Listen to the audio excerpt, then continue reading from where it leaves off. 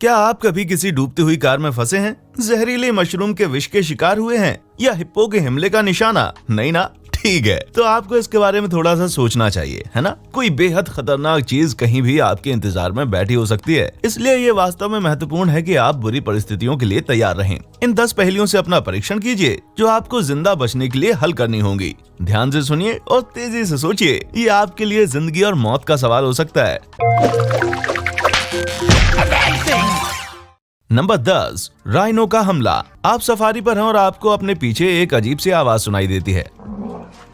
आप पलटकर देखते हैं और आपको गुस्से से भरा एक राइनो अपने सामने खड़ा हुआ दिखाई देता है और आपको ऐसा लगता है कि अब बस वो हमला करने ही वाला है। आप क्या करेंगे? ए, अपने आप को बड़ा दिखाने के लिए अपनी छाती फैलाएंगे, बी, मुर्दा होने का नाटक करेंगे, या फिर सी, एक पेड़ के पीछे छिप जाएंगे। जल्दी जवाब दीजिए, क्योंकि वो आप पर कूदने ही वाला है।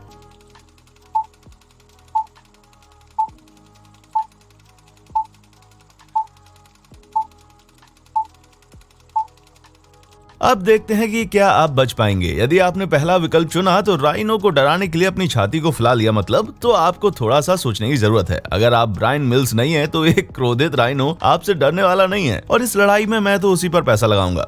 यदि आपने दूसरा विकल्प चुना और मृत होने का नाटक किया तो वो फिर भी आपके पास आ सकता है और सूंघ कर जांच कर सकता है और आप 1-2 टन के राक्षस द्वारा कुचले जाने का जोखिम नहीं उठाना चाहेंगे। ऑप्शन सी ही आपको राइनो के हमले से बचने का एक सबसे अच्छा मौका देगा। जी हाँ, ये बात सबको पता है कि राइनो की आंखें कमजोर होती हैं, इसलिए एक पेड़ के पीछे छिपकर उससे जिंदा बच निकलने का सबसे अच्छा उपाय है। लेकिन याद रखिए कि राइनो की सुनने की शक्ति बहुत मजबूत होती है और उनकी कमजोर दृष्टि की भरपाई करती है, इसलिए आपको बिल्कुल आवाज नहीं करनी है। हकीकत में यदि आसपास कोई पेड़ या झाड़ी नहीं है तो स्थिर रहें और जानवर का सामना करें। जैसे जैसे ये पास आता है चिल्लाइए और जितना हो सके जोर से चिल्लाइए और हो सकता है कि वो इस डर से भाग जाए। यदि सभी कोशिशें विफल हो जाएं तो इसके हमले को चकमा देकर विपरीत दिशा में भागने का प्रयास करें। नंबर 9, विष पहेली। रोन देने वाले राइनो से बचने के बाद आपको भूख लग रही होगी, इसलिए आप झाड़ी पर लटकी हुई एक अजीब सी फली खाने का फैसला करते हैं। लेकिन ये एक बड़ी गलती होगी, इसमें एक जहर था और आपकी तबीयत घातक रूप से बिगड़ जाती है। शुक्र है एक स्थानीय व्यक्ति वहाँ पहुँच जाता है और आपको बताता है कि कुछ विशेष प्रकार के भोजन और आपकी खुद की समस्या सुलझाने का कौशल ही आपको बचा सकता है।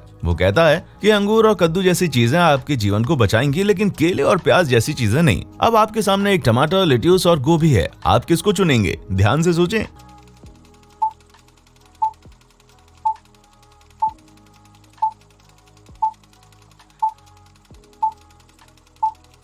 ये एक पेचीदा सवाल है, लेकिन अगर हम जानते हैं कि अंगूर और कद्दू जहर की काट करते हैं तो हम समझ सकते हैं कि ऐसा इसलिए है क्योंकि वे केलों और प्याज की तरह नहीं बल्कि बेलों पर उगते हैं। इसलिए तार्किक रूप से हम टमाटर खाना बेहतर समझते हैं क्योंकि ये एक बेल पर उगता है। खैर, आपके खाने में क्या है? शायद आपका नाश्ता। नंबर 8, कड़कती बिजली। ठीक है, आप राइनो और जहर से बच गए हैं। अब अगला क्या है? ये अगली चुनौती साबित करती है कि आपको जीवन और मृत्यु के सवाल का सामना करने के लिए विदेश में छुट्टियां मनाने के लिए जाने की आवश्यकता नहीं है। कल्पना कीजिए कि आप एक पहाड़ की चोटी पर खड़े हैं और एक बिजली गिरने का तूफान आता है। आप मिलियन वोल्ट बिजली के प्रकोप से भूने जाना बिल्कुल पसंद नहीं करेंगे। तो आप इस मुसीबत से खुद को कैसे निकालेंगे? यहाँ आपके विकल्प हैं। ए, पेड़ के नीचे खड़े हो जाएं, बी, अपने शरीर को एक गेंद की तरह मोड़ लें, या फिर सी, भागकर पहाड़ उतरना शुरू करें।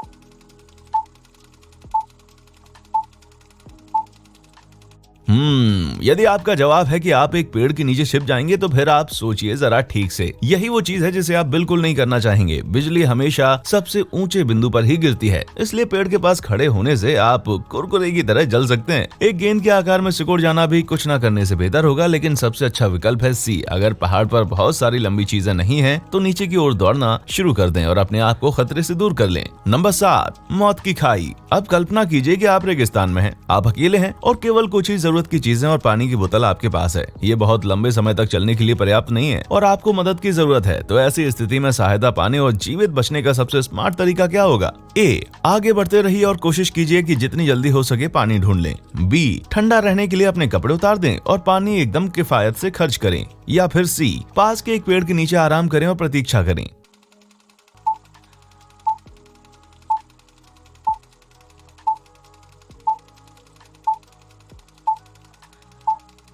आइए उत्तरों को एक एक करके देखें। यदि आपने पहला विकल्प चुना है और सीधे रेगिस्तान में चले गए हैं तो माफ कीजिए, इस बात की बड़ी संभावना है कि आप भटक जाएंगे और तेज धूप में प्यास से मर जाएंगे। और अगर आपने ठंडक के लिए अपने कपड़े उतार लिए हैं तो आप तीव्र सनस्ट्रोक का शिकार हो जाएंगे और फिर तेज धूप में मर जाएंगे। तो सबसे अच्छा विकल्प है थोड़ी सी छाया खोजना और इसमें बैठ के इंतजार करना। जब शाम ढलेगी और गर्मी कम हो जाएगी तो आप मदद ढूंढने के लिए बहुत आगे तक चल सकते हैं। नंबर 6, क्या क्या खा सकते हैं? तो एक खतरनाक सर्वाइवल स्थिति से दूसरी स्थिति को भी पार करते हुए आप मेरी 6वीं सर्वाइवल पहेली को सुलझाने के लिए वर्षावन में आ चुके हैं। आप कई दिनों से जंगल में खोए हुए हैं और भूख से मरने वाले हैं। आपके पास बहुत अधिक शक्ति नहीं बची है, लेकिन आप जानते हैं कि यदि आप 1-2 दिन और निकाल लें तो आप निकटतम शहर तक पहुंच जाएंगे। आपके जीवन को बचाने के लिए सबसे अधिक क्या काम आ सकता है? ए, जंगल की जमीन से मशरूम और जड़ों को बीनना, बी, फल की तलाश, या फिर सी, इस क्षेत्र में रहने वाले विशाल जंगली सुअरों में एक का शिकार करना।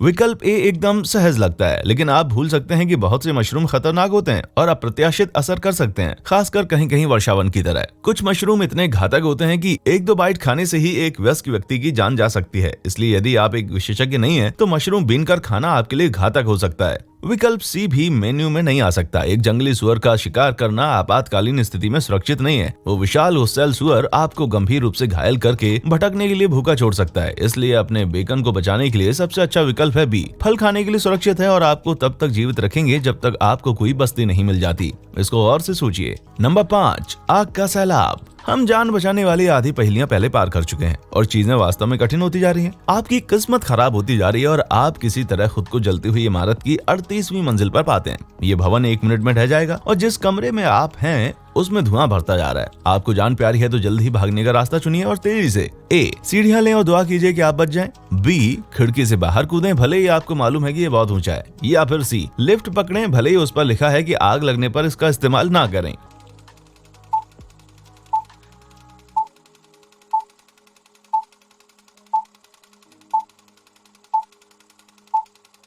आइए देखें आपका क्या होगा। यदि आप 38वीं मंजिल पर हैं और आप सीढ़ियों से नीचे उतरने की कोशिश करते हैं तो आप गंभीर संकट में पड़ जाएंगे। कोई चांस नहीं है कि आप 1 मिनट में नीचे उतर पाएं और हो सकता है कि आप सीधे आग की लपटों में घुस जाएं और इससे भी बदतर स्थिति में फंस जाएं। जहां तक खिड़की से बाहर कूदने की बात है तो इसमें मौत निश्चित है। इस तरह की खतरनाक स्थिति में नियमों को तोड़ा जा सकता है, इसलिए चेतावनी की संकेत को अनदेखा करें और लिफ्ट में जाने का जोखिम लें। माना कि इसमें भी बचना निश्चित नहीं है, लेकिन अगर आप वैसे भी मरने जा रहे हैं तो इसको एक चांस तो दिया ही जा सकता है ना। नंबर 4, किले की जटिल पहेली।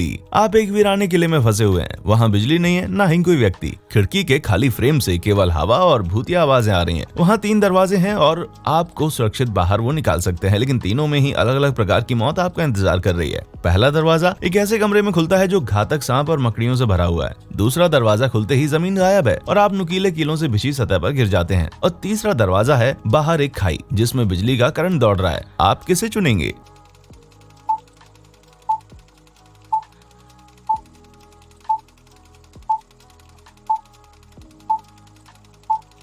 यदि आप पहला दरवाजा चुनते हैं तो आपको एक चिपचिपा अंत मिलना तय है। आप एक विशाल जंपिंग स्पाइडर या बुआ कंस्ट्रक्टर सांप के लिए एक स्वादिष्ट भोजन बनेंगे। दूसरे दरवाजे के लिए तो सख्ती से मनाही है। मैं ऐसी कोई युक्ति नहीं जानता जो आपको इतनी ऊंचाई से नुकीले कीलों पर गिरने के बाद भी जीवित बचाने में कामयाब हो जाए। इस पहेली का हल है इसका तीसरा दरवाजा जो विद्युतीकृत खाई की ओर जाता है। यदि आपने ध्यान से सुना होगा तो आपको लग गया होगा कि ये एक वीराना महल है, इसमें लाइटें नहीं है और सालों से यहाँ कोई रहता भी नहीं है। संभावना यह है कि खाई के पानी में करंट नहीं होगा। तो बस इतना चेक कर लीजिए कि वहाँ पर पावर है या नहीं और आप सुरक्षित तैरकर खाई पार कर सकते हैं। नंबर 3, पानी में मौत। पिछली पहेली के हल को देखकर चकमा मत खाइए। पानी हमेशा आपका दोस्त नहीं होता। कल्पना कीजिए कि आप एक दिन ड्राइव करते हुए घर जा रहे हैं और आपकी कार नदी में गिर जाती है। अपने जीवन को बचाने के लिए आपके पास 3 विकल्प हैं। ए, बचने के लिए दरवाजा खोलेंगे। बी, खिड़की नीचे करके पानी को अंदर आने देंगे। या फिर सी, कार में रहकर मदद की प्रतीक्षा करेंगे।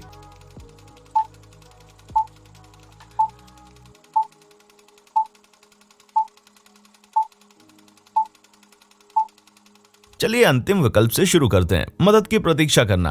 क्या आप पागल हो गए? आप एक डूबती हुई कार में फंसे हैं, कोई मदद के लिए समय पर नहीं पहुंच पाएगा। आपके पास डूबने से पहले कुछ ही सेकंड्स हैं, इसलिए आपको अभी कुछ करने की आवश्यकता है। पहले विकल्प की बात करें तो यदि आपकी कार पानी के अंदर है और आपने दरवाजा खोलने की कोशिश की है तो आपको बहुत जल्दी ये पता चल जाएगा कि यह असंभव है। दरवाजे के बाहर से पानी का वजन इतना होगा कि एक सामान्य मानव के लिए उसे हिलाना भी असंभव होगा। इसलिए यदि आप सुपरमैन नहीं है तो मैं आपको दृढ़ता से विकल्प 2 के लिए जाने की सलाह दूंगा। खिड़कियों को रोल करें और पानी को अंदर आने दें। ये बेवकूफी लग सकती है, लेकिन ये कार के अंदर दबाव को बराबर करेगा। जब कार के अंदर और बाहर का दबाव समान होता है तो आप आसानी से दरवाजा खोल सकते हैं और तैरकर ऊपर आ सकते हैं। नंबर 2, घास के मैदान की पहेली। आप सफारी पर वापस आ गए हैं और इस बार आप खो गए हैं इस वीरान अनजानी जगह में। कुछ भी समझ नहीं आ रहा, आप कौन सा रास्ता नहीं लेना चाहेंगे? आपके पास 3 विकल्प हैं। एक रास्ता जो एक मगरमच्छ से भरे दलदल की ओर जाता है, एक कच्ची सड़क जो एक नदी की ओर जाती है जहाँ हिप्पो रहते हैं, या फिर एक खुला सवाना जहाँ आपने शेरों के बारे में सुना है। तो फिर आप क्या चुनेंगे?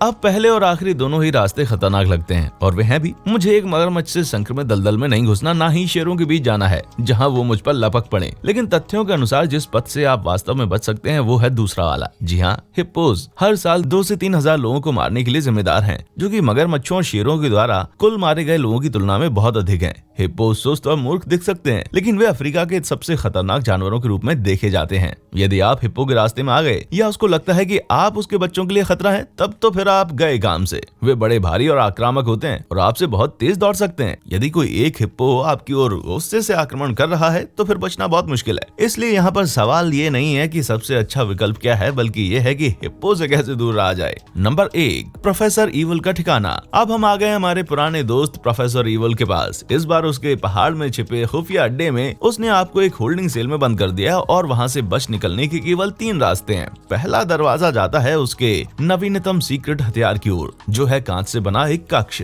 इसमें एक लेजर एक प्रकार से इंगित होता है कि सूर्य की किरणें इकट्ठा होकर प्रसारित की जाती हैं। इसकी भयंकर गर्मी से अंदर मौजूद कोई भी चीज जलकर राख हो जाएगी। दूसरा दरवाजा प्रोफेसर ईवल के रासायनिक हथियारों की प्रयोगशाला की ओर जाता है और यदि आपने बिना बायोहैजर्ड सूट के प्रवेश किया तो कुछ ही सेकंड्स में आपकी मौत हो जाएगी। तीसरा दरवाजा सीधे उसके शैतानी स्टाफ रूम की ओर जाता है, जो पागल कातिलों से भरा हुआ है। वे इतने ऊब चुके हैं कि आपको सिर्फ मजे के लिए मार देंगे।